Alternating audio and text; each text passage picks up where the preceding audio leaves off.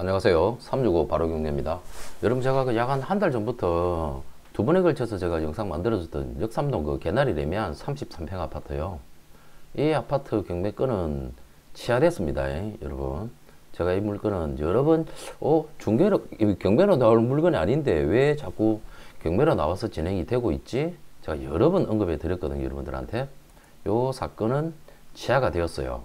이 취하가 됐는데 취하 이유가 이제 궁금하실 것 같아서 제가 좀 말씀드리려고 했습니다. 이 물건 여러분 그때도 제가 반복해서 말씀드렸듯이 임차인도 계시지만 보증금 5억밖에 안 되고 도시주택보증공사에서 권리승계 신고 신청했으니까 전혀 문제 없고 대항력도 없고, 그러면 이 5억에 채권 총액 다 합해봤자 18억밖에 안 돼요. 이 물건 자체가 매매가가 뭐 25억에서 30억 정도 선에서 실질 거래가 되고 있고 호가가 나오고 있는 물건이니까 두 개 합쳐봤자 18억밖에 안 되지 않습니까? 그래서 결국은 취하가 됐어요. 취하가 된 게 왜 어떻게 해서 취하가 됐느냐라고 보니까 빨리 설명드리고, 이러면 저 강서구 하곡동 물건에 하나 설명드릴게요. 자, 여기 보시면 승계인 A 떼떼떼땡 경매 신청 전부 취하서 제출, 그리고 법원에 연합금 그 감정평가하고 이미 나간 돈은 어쩔 수 없지만 남은 돈은 돌려달라라는 연합금 환급 신청서도 3월 31일 날 제출을 했어요. 오늘이죠, 그죠? 제출하면서 이제 경매가 취하가 딱 된 거예요. 그러면은 이 사건 내용은 어떻게 된 거냐면요. 지금 요 등기부 현황을 보면 대부업체 있죠. 이순위 건재단권자인 대부업체도 경매를 넣었고 1건재단권자인 말소기준권리인 은행 농협에서도 경매를 넣었어요. 근데 여력은 너무 많이 남아있으니까 이 2차 대부업체가 1건재당을 선계한 거예요. 선계를 하고 두 개 다 경매를 취하를 시킨 겁니다. 소유주 입장에서는 너무나 땡큐하죠. 아마 이순위 건재단권자 이쪽 그 대부 쪽의 친구들이 나름대로 융통성 있게 일을 하는 친구들이라서, 그러면 1순위 건재단권을 내가 매입을 해서 경매를 취하를 시켜 드릴게요. 대신에 자기들 가지고 있는 이 채권에 대한 부분은 이자를 정상적으로 잘 납부해 주십시오, 사장님. 그렇지 않으면 또다시 저희가 경매를 넣습니다 라고 해서 2순위 건재단권자가 1순위 농협의 건재단권을 정확한 용어로 이야기하면은 그거죠. 대위 변제를 한 겁니다. 대위 변제를 해주고 경매를 취하시킨 겁니다. 자, 됐죠? 똑같은 맥락으로 여러분, 제가 오늘 여러분들한테 좀 설명을 드리고자 하는 물건은 강서구 화곡동에 있는 물건입니다, 여러분. 강서구 화곡동에 있는 물건인데요. 강서구 화곡동 이 물건 어디 갔지? 자, 여기서 찾아가 볼게요. 완전하게 동일하진 않지만 이런 케이스로 개나리 레미안은 취하가 되었지만 강서구 화곡동 여기 우장산 아이파크 물건 같은 경우는 취하가 되지는 않을 거예요. 취하가 되지는 않는데 아마 이 물건은 대위 변제를 한 건재단권자가 자기가 입찰을 들어와서 자기 채권을 지키려고 할 겁니다. 여러분들한테 굳이 이 물건에 있어서 너무 많은 시간 낭비하지 말라고 제 365 바로 경매가 여러분들한테 알려드리는 겁니다. 이 내용을요. 자, 잘 보십시오. 여러분, 제가 항상 이 지도를 이용하는 이유가 새로운 지하철 공사 계획 노선도가 참 잘 나와 있다 그랬죠, 그죠? 여기 보면 대장 홍대선이라고 있어요. 여기 이제 부천에 있는 대장지구에, 부천에 있는 대장지구하고 홍대 쪽을 연결하는 이 지하철 노선입니다. 이 지하철 노선이 화곡역으로 해서 홍대로 올라가는 거예요. 화곡역은 나중에 떠올역 세건이 되는 겁니다. 되는데 우장산역에는 더 추가적인 아파트란다. 그 지하철 공사 계획은 없어요. 그 부분 여러분 참고하시고 이 물건을 이제 보고 가도록 하겠습니다. 자, 이 물건 설명드리겠습니다. 2024 타경이고 100-494 사건입니다. 우장산 아이파크 이편한 아파트거든요. 아이파크 이편한 시공사 두 개가 붙어서 시공을 한 겁니다. 여기가 여러분 지도 잠깐 보셨다시피 우장산역 바로 앞에 있거든요. 우장산역 바로 앞에 있어요. 너무 괜찮지 않아요? 지하철 5호선 바로 앞에 있는 단지입니다. 그리고 요 밑에는 강서 힐스테이트까지 합치면 이 세대수가 상당히 크거든요. 나름 화곡동에서 두 개를 합해 놓으면 상당히 대단지 아파트다. 지금 우장산 아이파크만 해도 2000세대가 넘으니까요. 이거 두 개만 합해 놔도 그날 5000세대가 되는 거예요. 상당히 크죠. 요 물건, 자, 빠르게 권리 분석하고 핵심을 말씀드리도록 하겠습니다. 이게 대학내에 있는 임차인이 있습니다. 그래서 한번 보증금 몰수당했어요. 그래서 재경매 사건입니다. 재경매라서 입찰 보증금 20%가 필요한 사건이고요. 전용 25.7평 토지금 일간 매각에 2023년 1월 10일 날 개시 결정이니까 1월 20일 전후에 감정평가된 금액이 12억 4,300이었어요. 그리고 한번 유찰되고 난 뒤에 낙찰이 되었는데 대금 미납했습니다. 이분께서는 권리 분석을 실패했어요. 그러고 난 뒤에 한 번 더 유찰되고 최저가 7억 9,500으로 떨어졌는데요. 그럼 이분이 뭘 실수를 했느냐? 보면은 말소 기준 권리가 1순위 건재당 압류 저당 건재당 말소 기준 권리가 되는 이게 2021년도 8월 31일입니다. 근데 임차인께서 2021년 8월 18일 날 전입이 되어 있어요. 근데 이분은 작전상 서면을 법원에다가 제출하지 않으면서 배당 요구를 하지 않았습니다. 자기는 어차피 우선순위이기 때문에 낙찰자한테서 받겠다.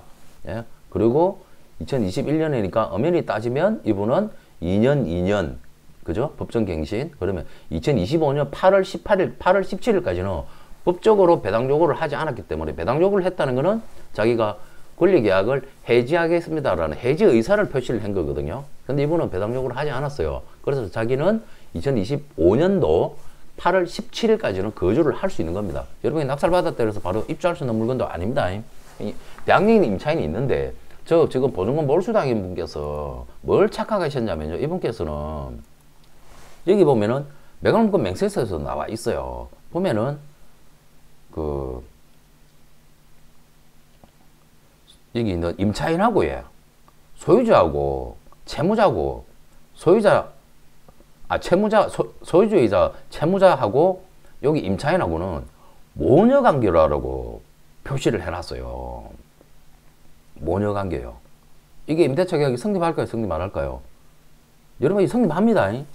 부부 간에만 성립이 안 되지 부모 자식 간에 임대차 계약이 성립하는 거예요. 그거를 또 하나 더 뒷받침해 주는 근거가 은행에서 자기 임차 보증금 있죠. 돈이 필요하셨겠죠. 임차 보증금을 담보로 해가지고 질권 설정해가지고 2억 6,400이라는 돈을 대출을 해줬어요. 임대차 보증금을 담보로 해가지고 질권을 설정해서 대출을 해줬어요. 이 내용은 등기부등본상에는 나오지 않거든요. 보증금을 담보로 질권을 설정한 것 자체는. 근데 이제 이게 경매가 진행되니까 통보로 갔으니까 은행에서 농협에서 배당 요구를 했어요. 자기네들 이러한 권리를 해가지고 이 임대차 보증금에 있어서 질권 설정해서 2억 6,400이라는 돈이 대출이 나갔으니 이 돈을 나는 배당을 받게 해주세요라고 법원에다가 요청을 한 겁니다. 두 가지로 반정이 된 거죠. 일단 모녀관계의 임대차 관계는 법적으로 정상적으로 성립한다. 근데 혹시나 거짓이 아닐까? 라고 생각할 수 있는데 그건 아닙니다. 지금 보증금을 담보로 질권을 설정하고 대출을 받았고 이 내용을 농협에서 법원에다가 제출했으니까 이거는 이 임대차 계약은 정상적인 임대차 계약이다. 그래서 낙찰자가 8억을 인수를 해야 된다라는 부분. 이 중요한 핵심이죠, 여러분. 벌써 핵심 두 가지를 이야기했습니다. 임차인이 왜 입찰 보증금을 몰수당했는지 난 거. 그리고 모녀관계에서도 임대차 계약이 정상적으로 성립한다. 거기에 대한 또 뒷받침으로 또 농협에서 법원에다가 교부 청구를 했다. 그죠? 그리고 이제 권리 분석을 하자면요. 자, 여기서 제가 오늘 이 물건에 있어서 핵심 말씀드리고자 핵심 세 번째입니다. 여러분, 이게 진짜 경매 공부예요. 엄청나게 실무에서 정확하게 알고 써먹을 수 있는 실무에 있어서의 핵심 내용입니다. 자, 보십시오. 1순위 건재당 건자가 있죠. 2021년도에 있어요. 근데 그러면 금액이 그다지 크지가 않아요. 2억 2,400이에요. 그리고 2순위 개인 건재당이 또 1억이 있습니다. 3순위 개인 건재당이 또 4억 2천이 있어요. 그러면 자, 임대차 보증금 앞에 8억이 있죠. 이 두 개 합이면 10억이죠. 그죠? 10억 2천이잖아요. 그죠? 그러면 11억 2천이에요. 11억 2천. 뭐 경매 비용까지 하면 11억 3천 정도 되겠네요. 11억 3천에 낙찰되면은 2순위 건재당 건자까지는 배당을 다 받아가요.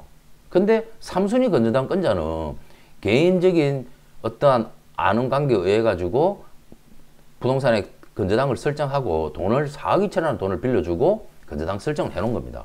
근데 이게 11억 3천 이하로 낙찰돼 버리면 이분은 자기 보증금을 한 번도 못 건지는 거예요. 아, 보증금이라다. 자기 채권 금액, 건저당 설정이나 채권 금액을. 그러면은 최땡땡이라는 이분은 아주 적극적으로 자기 돈을 지키기 위해서 노력을 해야 되겠죠. 그죠? 아직까지의 그런 행위가 있는지 없는지에 대한 부분은 더 깊이 봐야 됩니다. 이건 이제 권리 분석이니까요. 근데 이제 이 최땡땡이라는 분께서 자기 돈을 지키기 위해서 저라면은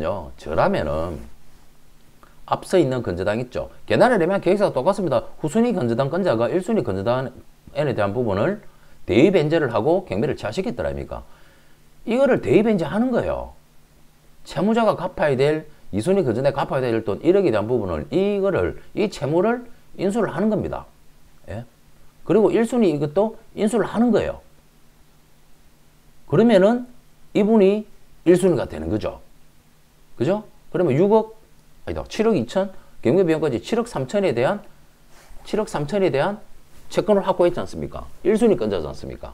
8억을 인수해야 되잖아요. 그러면 이분은 이미 이 채무를 인수했기 때문에 자기는 상계 처리가 가능한 거예요. 경매가 나중에 장담 납부할 때.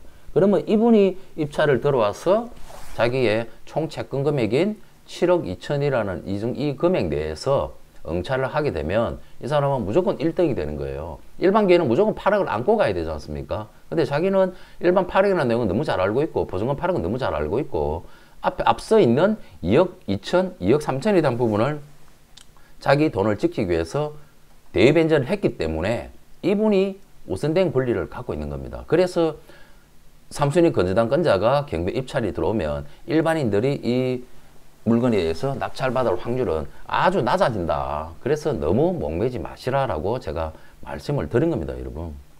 정말 중요한 내용입니다, 여러분. 이게 경매에 있어서의 정말 핵심적인 내용이거든요. 이게 그거죠. 저 물건이었고, 예. 그러면 이 물건 시세하고 위치는 보셨으니까요. 시세하고 그 부분만 제가 빠르게 설명드리고 마무리를 하겠습니다. 여러분 보시다시피 나름 한 5, 6년 정도 된 아파트지만 나름 괜찮아요. 그리고 1001호 1호 라인이고요. 평면 판상이 구조입니다. 자, 여러분 이게 남양 아니고 동양입니다. 아, 서양입니다. 매매가 차이 한 1억 정도 차이 납니다. 남양하고요. 32평 아파트 같은 평의 아파트도요. 구조는 그냥 3베이의 판상이 구조입니다. 보시다시피 서양 물건이라서 이쪽 서쪽으로 앞쪽 베란다하고 안방이 나와 있는 구조가 되는 겁니다. 그죠? 그러면은 시세하고만 보고 하면은 마무리가 되겠죠. 그죠? 그러면은 네이버 부동산 실거래 시세를 바로 보도록 하겠습니다. 아, 그리고 이 물건 여러분 그거 참고하셔야 됩니다. 이게 김포공항 근처에 있다 보니까 여기 고대 제한 받거든요. 강서구 쪽이 특히나. 그래서 아파트 층수가 그다지 그렇게 막 고쳐 그렇게 확 높지를 못해요. 조금 전체적인 그 화곡동 쪽 아파트들이 고도 제한을 많이 받습니다. 그런 부분이 있다는 거 그냥 참고하시면 되겠습니다. 그러면은 시세를 보겠습니다. 여러분 이 물건 정말 제가 지금 설명드렸던 내용들이잖아요. 이것만 해도 케이스 바이 케이스에 있어가지고 경매 공부하기에는요, 아이고 뭐 넘치고도 남습니다. 이렇게 하면서 배우는 게 절대로 안 까먹고 딱 내 것이 됩니다. 자, 요 118동이잖아요. 경매 나온 물건요.